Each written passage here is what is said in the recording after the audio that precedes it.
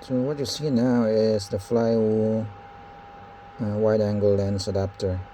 I'll try to see if I can actually make another TPU case to house something that wouldn't need the Flywoo adapter.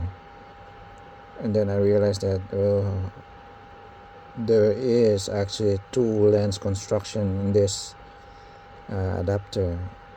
And then this is the wide-angle lens, which is on top of this one, and then there's another lens that is a secondary lens, which is, I don't know if it's a protection, but there's some focal, or there's a grade inside. So this is definitely been glued on the TPU.